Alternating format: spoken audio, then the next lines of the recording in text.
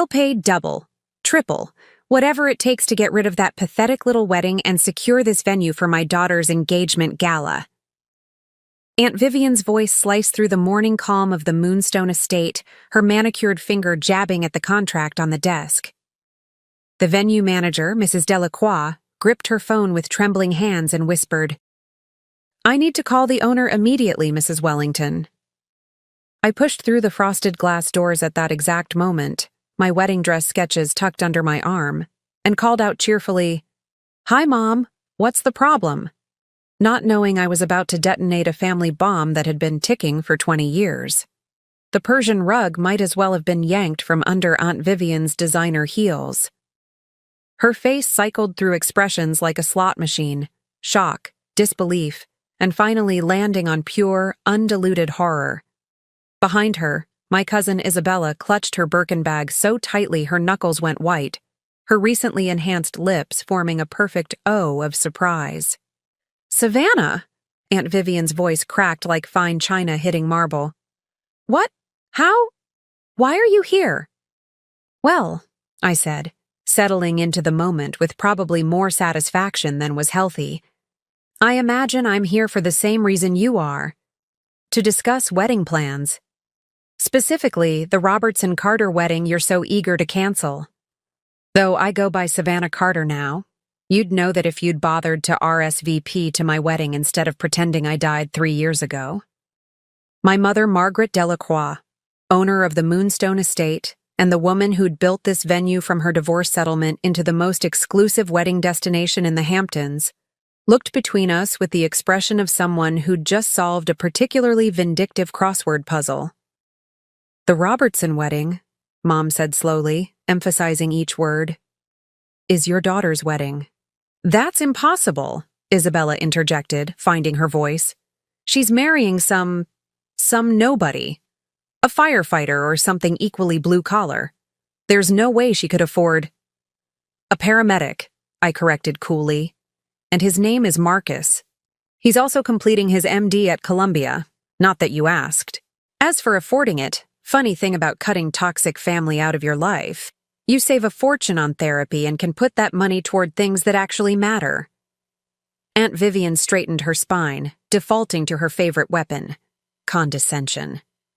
"Margaret, surely you can see this is a misunderstanding. The Wellington name carries weight in this community. Isabella's engagement to Prescott Hadley IV is the social merger of the decade. We're talking about senators, ambassadors, the entire Hadley pharmaceutical fortune. The same Prescott Hadley who got expelled from Princeton for paying someone to take his exams?" I interrupted. "Or are we talking about a different Prescott Hadley who crashed his Ferrari into a Starbucks last month while high on his family's own products?" Isabella's face flushed beneath her spray tan. "Those incidents were taken out of context." "By the police reports?" I pulled out my phone. "Because I have copies. Amazing what becomes public record when Daddy's lawyers can't make it disappear fast enough." "How dare you?" "How dare I what, Isabella? Tell the truth? Point out that you're about to marry a man who makes your father's cocaine habit look recreational?" I turned to Aunt Vivian. "Oh, did she not tell you about Prescott's little pharmaceutical sampling problem? Or were you too busy calculating the social capital to care?" My mother cleared her throat. "Perhaps we should discuss this in my private office." "No," I said firmly. "They wanted to have this conversation in the open. Let's have it." I moved closer to the desk where my wedding folder lay innocent and unassuming. "You want to know the really pathetic part of this whole situation? If you'd just called me, just once in 3 years, you'd have known about my wedding. You could have picked literally any other date. As if we'd waste time on someone who threw away their legacy for love," Aunt Vivian sneered. But there was something desperate in her eyes now. "Legacy?" I laughed, the sound bouncing off the crystal chandeliers. "You mean the legacy of marrying for money and dying miserable? The legacy of prescription pills at breakfast and affairs by lunch? That legacy? At least we maintained the family reputation." "You maintained nothing." The words erupted from somewhere deep, somewhere I'd kept locked for 3 years. You're living in a house bought with grandfather's money, wearing jewelry Uncle William buys to apologize for his mistresses, and planning a wedding for your daughter to a man who will be dead by 40 if his liver doesn't give out first. Mom, Isabella said quietly, and something in her voice made us all turn. She's not wrong about Prescott. The admission hung in the air like a confession. Isabella, don't be ridiculous. He was high at our engagement party, Isabella continued, her voice gaining strength. Had to leave halfway through to meet his dealer. Told everyone he had a medical emergency. She laughed bitterly. I suppose technically he did. All men have their vices. All men? I stared at my aunt. Is that what you told yourself about Uncle William? Is that what you tell Isabella to keep her in line? Your uncle provides a spectacular life. My uncle provides spectacular bruises, I shot back. Or did you think I didn't notice the pattern? Always somewhere clothing would cover.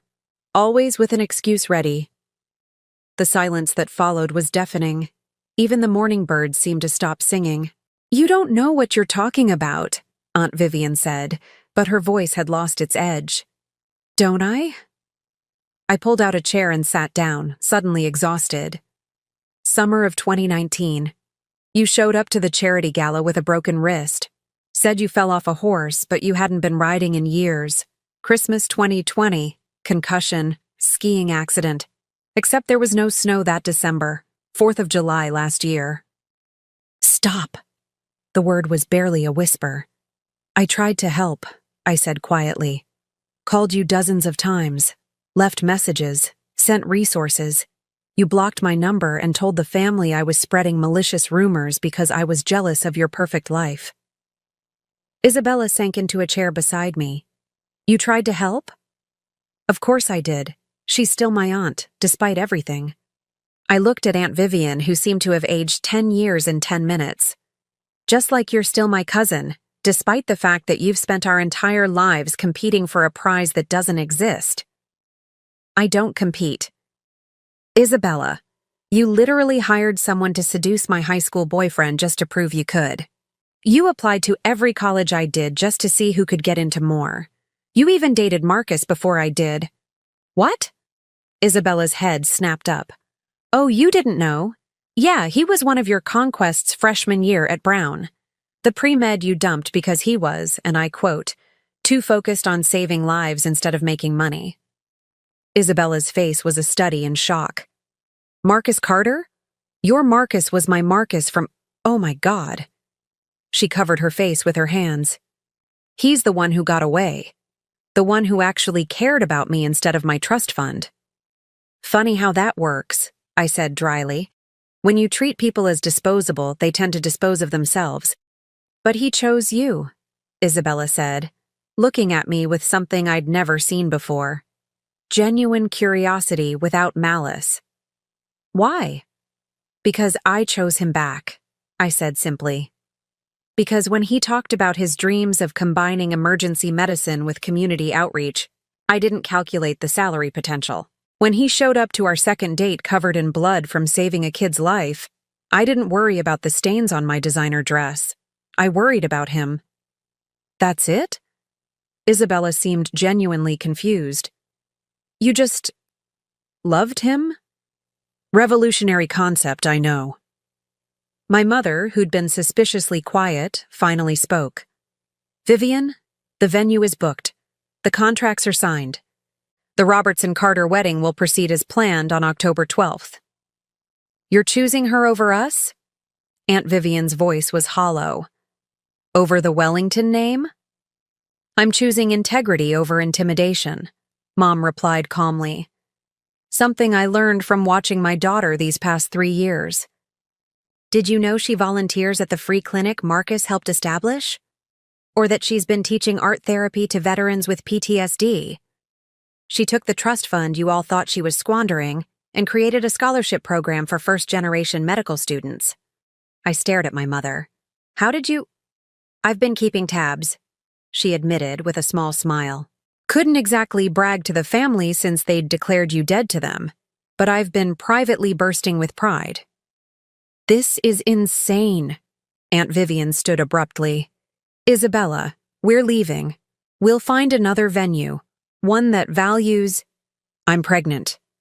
Isabella's quiet words stopped her mother cold. What? 10 weeks, Isabella continued, her hand moving unconsciously to her stomach. Prescott doesn't know. No one knows. I've been trying to figure out how to tell him, but he's been so high lately he probably wouldn't remember anyway. Isabella, Aunt Vivian's voice was dangerous. You will not ruin this merger with— With what? The truth? Isabella stood, and for the first time in our lives, she looked taller than her mother. I'm carrying the heir to the Hadley fortune, and the father is too coked up to care. That's the life you want for me? That's the legacy worth preserving? You could handle it, Aunt Vivian said delicately, quietly, discreetly. The temperature in the room dropped 10 degrees.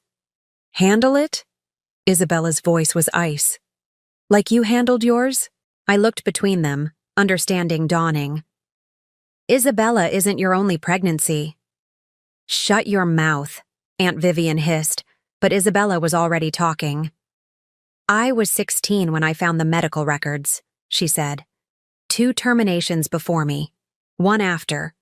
All because the timing would have been inconvenient for father's career. Those were different circumstances. Were they? Isabella pulled out her phone, scrolling through it. Because I have the receipts, literally, private clinic bills, all charged to your personal account so father wouldn't find out. She looked up at her mother. Is that why you stay? Because he doesn't know? Because you're terrified he'll find out you weren't the perfect wife producing heirs on his schedule? Aunt Vivian sank into a chair, her carefully constructed facade crumbling. You don't understand what it was like. The pressure, the expectations. Your grandfather— Grandfather's been dead for 15 years, I said gently. Who are you performing for now? The question hung in the air like an accusation. I loved someone once, Aunt Vivian said suddenly, the words tumbling out like a dam breaking. Before your uncle, a teacher. Can you imagine? A teacher, like your Marcus with his community clinic dreams. My parents threatened to disown me, to cut me off entirely. I was 21 and terrified, and I chose security over love. And you've been punishing everyone who chose differently ever since, I said, understanding finally clicking into place. That's why you hated my relationship with Marcus so much. It reminded you of what you gave up. Don't psychoanalyze me. But there was no heat in it anymore. Mom, Isabella said softly, it's not too late. You could leave him. We both could leave. Start over. With what? We have nothing of our own. That's not true, I interrupted. Grandmother left trusts for all the grandchildren. Ironclad, untouchable trusts.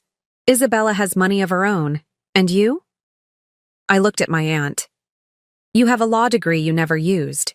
Yale law, if I remember correctly. That was 30 years ago. So, update your credentials. Take the bar. Start practicing. Hell, specialize in divorce law. You'd have personal insight. Isabella laughed, watery but genuine. Can you imagine? Vivian Wellington, divorce attorney. The irony would kill the country club.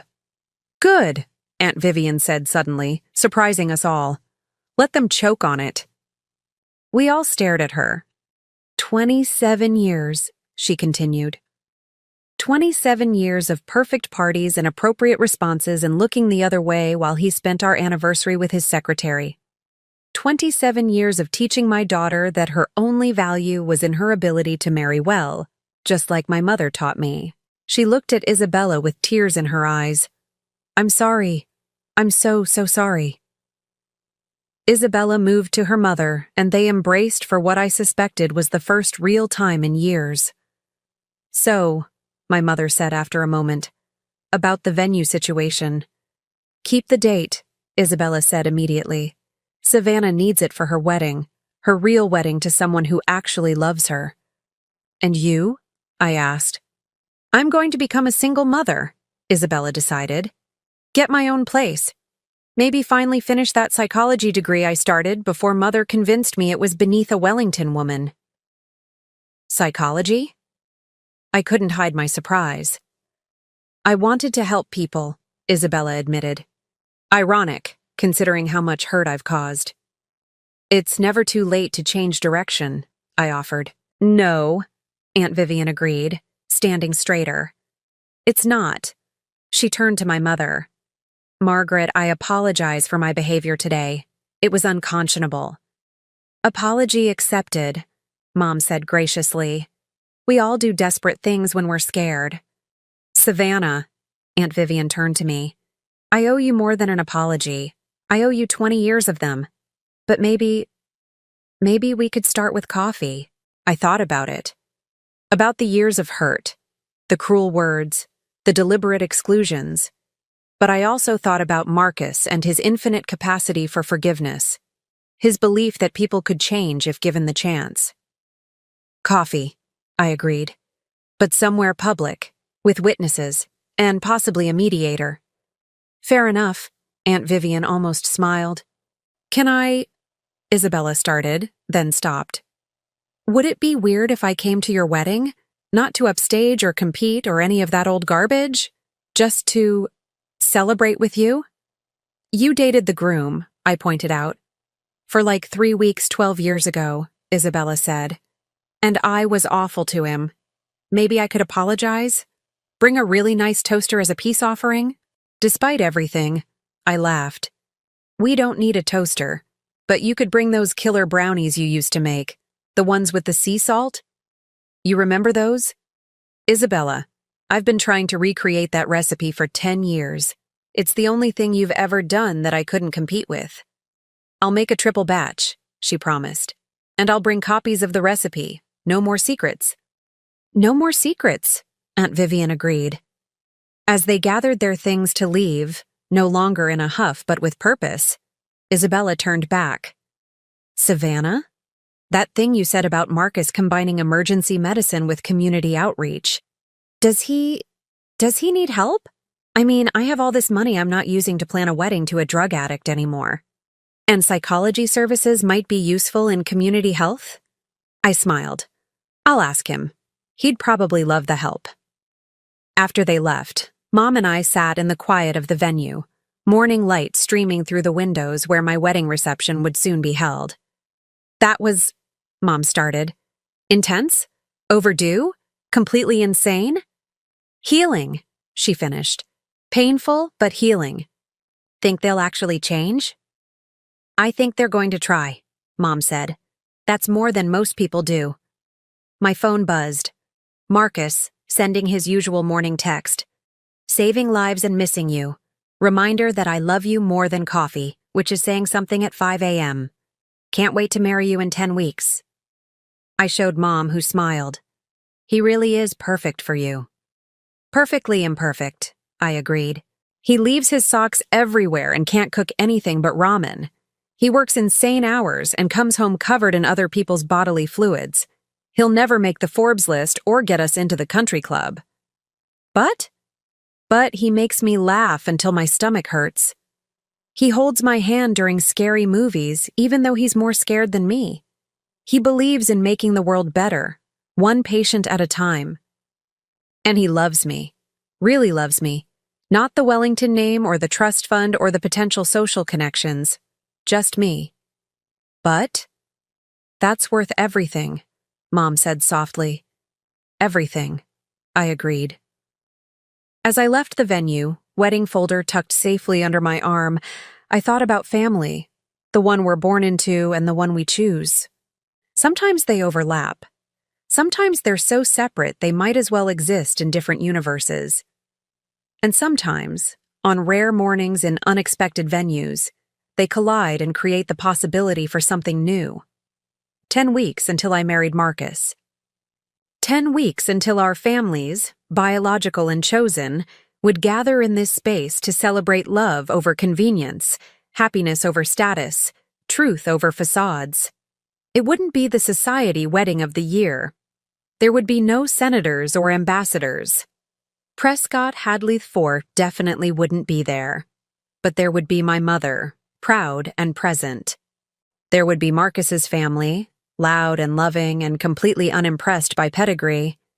There would be our friends from the clinic, the veterans from my art therapy group, the fellow medical students who'd become our chosen siblings.